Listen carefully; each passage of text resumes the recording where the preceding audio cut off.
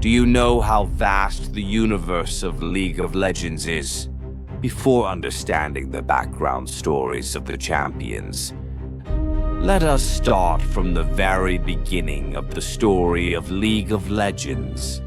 The beginning of the timeline must start from the birth of the universe. When the universe was born, chaos first opened. Numerous mysterious realms and worlds came into being. Their existence surpassed our imagination. In these wondrous worlds, divine beings were born. They were granted the sacred power to protect the world and to give life. As time passed, a divine being who loved creation appeared. He was Aurelion Sol, the Star Forger, the outstanding one among the celestial dragons.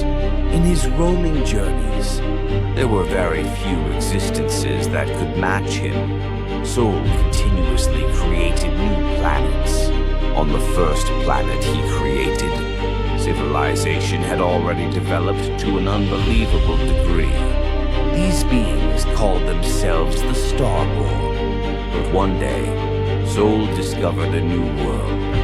However, Sol was certain this was not his creation. This planet revolved around one of the suns he had created many years ago.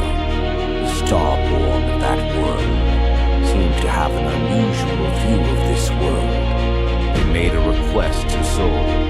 They mentioned fragile life, magic, and the emerging civilization, claiming that all of these needed his guidance. Thus, Sol transformed into a fierce dragon among the stars, descended into the mortal world, and came down onto the ordinary land called Targon. There, he received the worship of the people. The Starborn ordered the local mortals, present him with a splendid crown as a gift to their creator. However, this crown was actually a trap carefully designed by the Starborn. It was a cursed evil object. Once worn, it could never be removed. Sol felt that his knowledge about the sun and the creation of suns was being stolen, being searched and defiled by those lower intelligences. The Starborn used the crown to steal his knowledge of creation.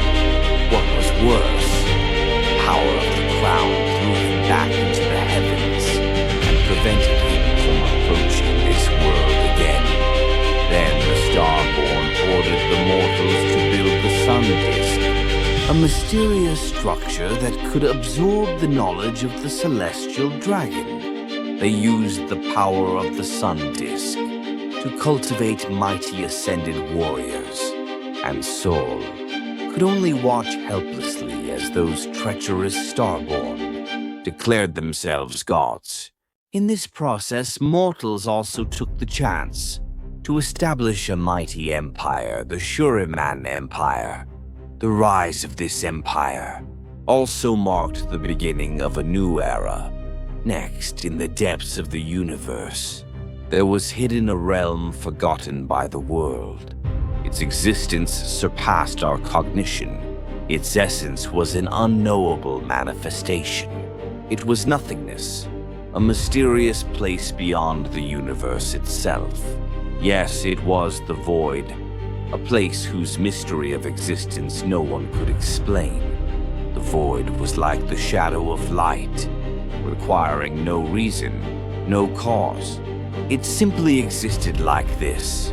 Yet even in this place, that seemed to be empty nothingness, beings with self-awareness began to be born. They called themselves the Watchers.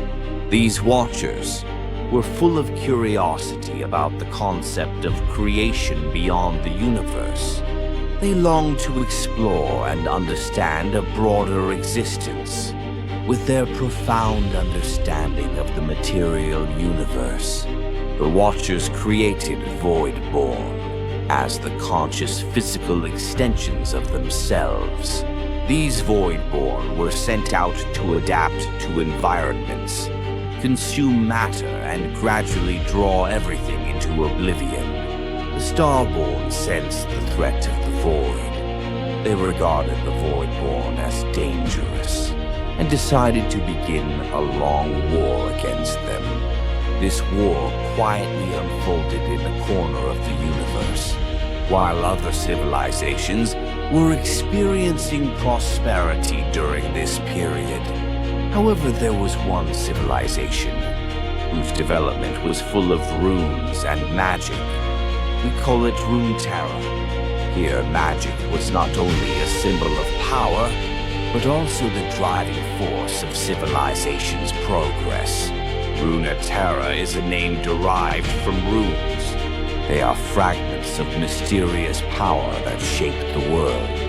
Within Runeterra lies the continent most familiar to us, Valoran. In the north of Valoran lie various creatures.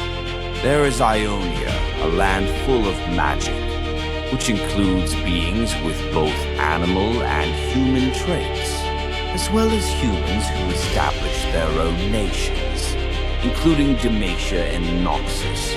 And in the far north is Freljord, a harsh, merciless, frozen land.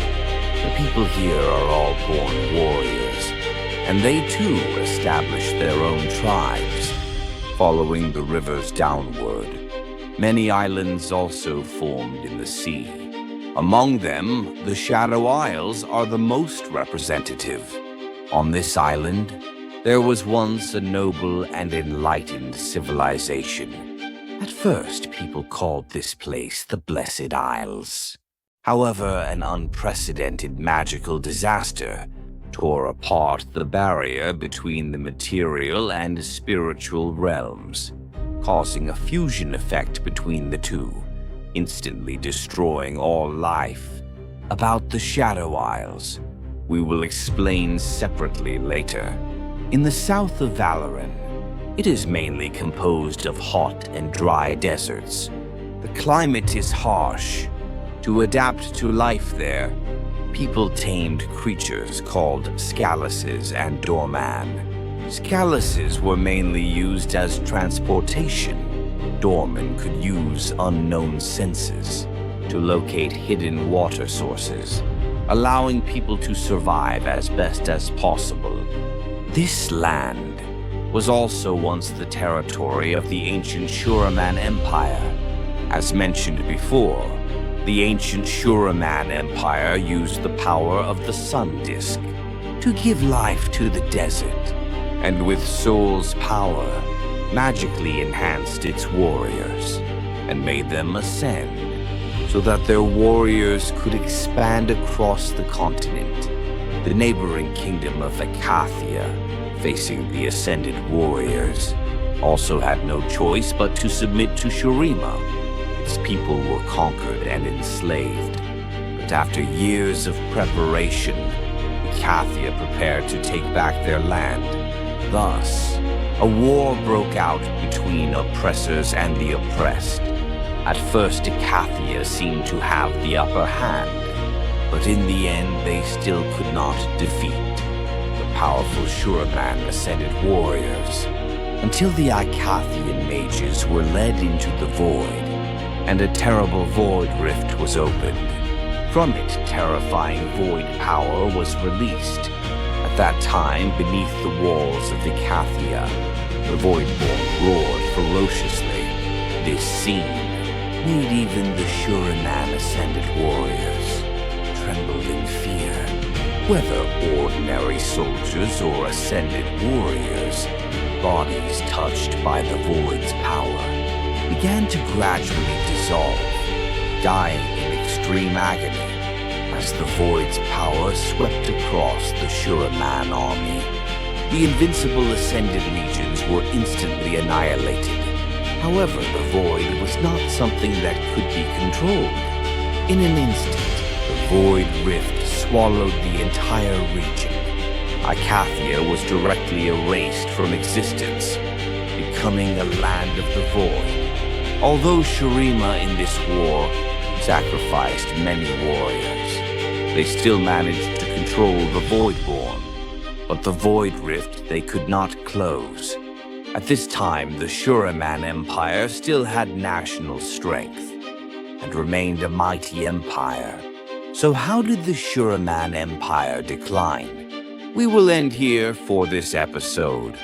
In the next episode, we will bring the story of the fall of the ancient Shuriman Empire